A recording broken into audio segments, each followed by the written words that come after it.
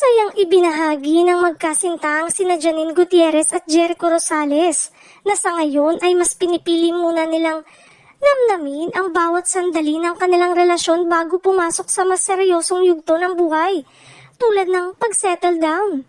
Ayon sa mga malalapit sa dalawa, pareho raw abala sina Janine at Jericho sa kanika nilang mga proyekto. Ngunit sinisigurado pa rin nilang may oras sila para sa isa't isa.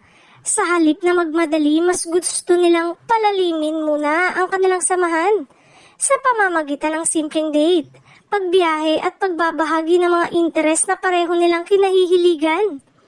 Para kina Janine at Jericho, mahalaga ang pagiging handa, hindi lamang emosyonal kundi pati na rin personal at profesional.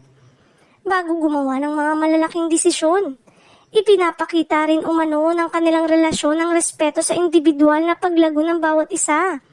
Bagay na bihira ngunit hinahangaan ng maraming tagahanga. Sa ngayon, malinaw na masaya ang dalawa sa kung nasaan sila. Walang pressure, walang pagmamadali, tanging pag-i-enjoy muna sa kasalukuyan.